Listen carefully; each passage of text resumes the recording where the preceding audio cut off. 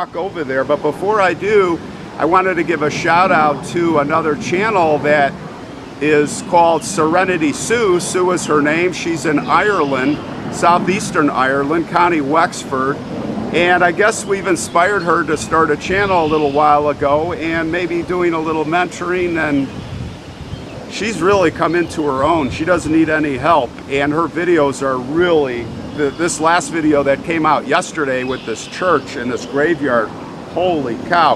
I'm gonna put in a 2-minute teaser right now before we walk over there. Check it out, and if you like it, I'll put the link in the description and check out her channel.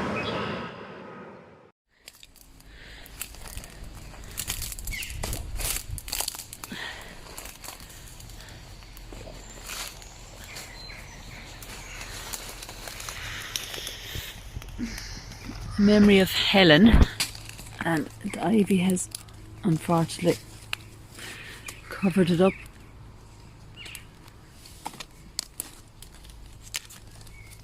She was 78 years.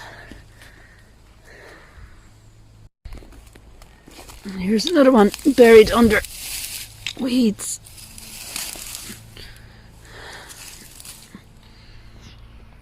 I can see 1856. Lacey Bailey, is it? Davis.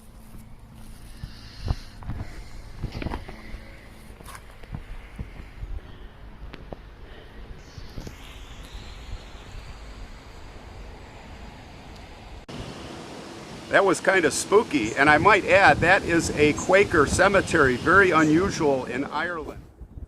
Hi guys, so 7 months ago I visited Corlican Quaker burial ground. This here is actually the boundary wall. The Quakers themselves planted this tree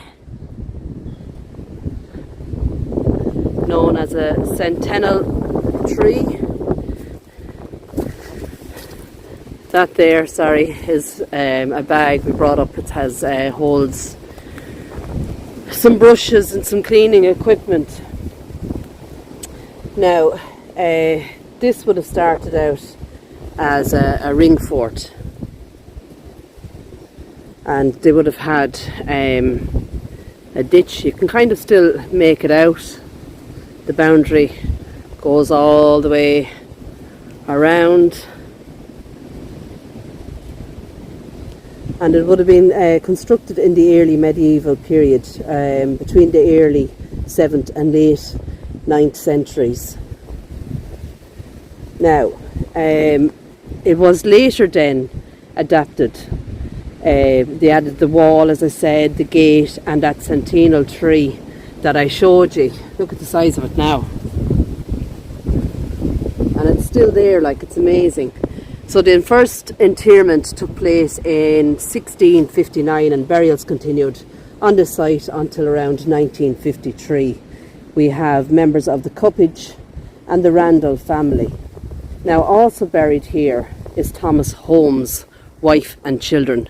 Now, unfortunately, she is in here somewhere with her children. We have a number of headstones here, but they are mostly of the Davis family. A well-known Quaker, Thomas Holmes, went to America in 1680 at the invitation of William Penn, where he surveyed and laid out the site of the city of Philadelphia. Quite amazing, really. And Francis Randall also had connections with America, as his descendants were cousins of the American President George Washington. The Quakers have made a critical contribution to the economic life of Ireland, giving assistance in the famine years and playing a part in the peace process in the north. My video, as I said, 7 months ago, kind of was the start of my YouTube channel, and it was extremely overgrown then, as it is still now. But today we got in, I showed you the little bag we brought of kind of brushes and stuff to try and find some of the remaining headstones. There's a lot of burials that kind of go right around the ring and then in amongst there as well. Now, they would not have headstones. We have actually one burial mound just here, but there is a headstone.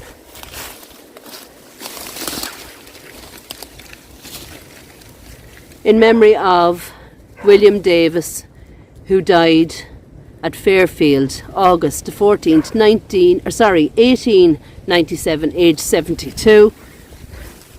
And if we come around here, then we have kind of a line of them. Mary Ann Bewley died at Killabeg, 1882, aged 54. And we'll step over Mary Ann. We have Ann Davis here. The 25th, not sure, could be the 6th month, 1894, aged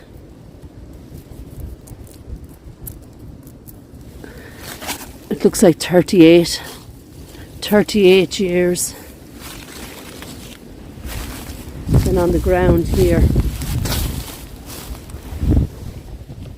it looks like Francis and Sarah Davis departed this life the 22nd of the 8th month, and then the date is here, 1867, aged 48 years. Now I don't know whether there's two people here, but it does say Francis and Sarah Davis, I'm nearly sure.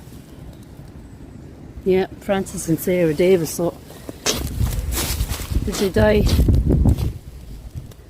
the same year? Very hard to understand. Excuse me. Now here, this one is quite sad.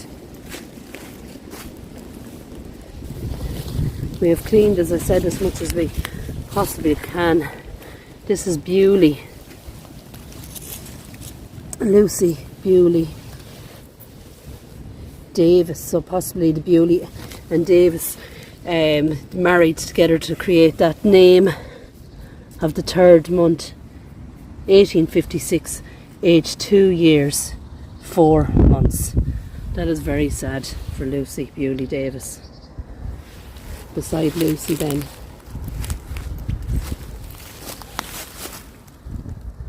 it looks like Sarah Davis departed this life.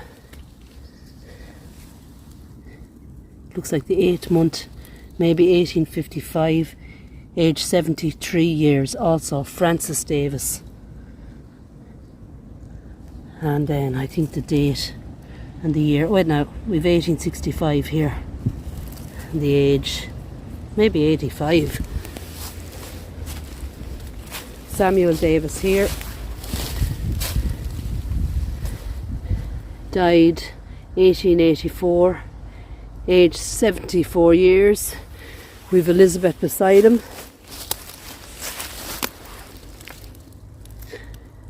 1897, aged 69, and you notice that all the headstones are exactly the same.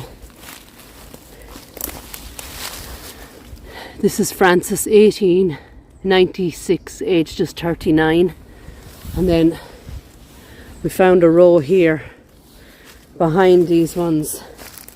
Now we've trekked around, we went through the centre, and we could find no more headstones. Just here now we have Elizabeth Emma Davis,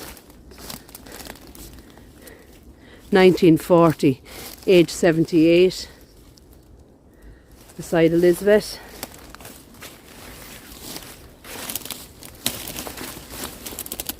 We're getting caught in brambles, sorry. Abraham Grubb Davis. He was 85 when he passed in 1902.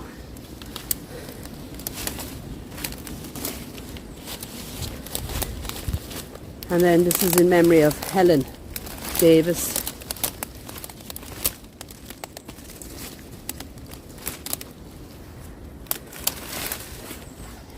May 1906, age 78. And that's where we're at. I'm going to show you, actually, there's a little map on the information board at the gate, and it just kind of basically shows the area as we try to get out through all these brambles.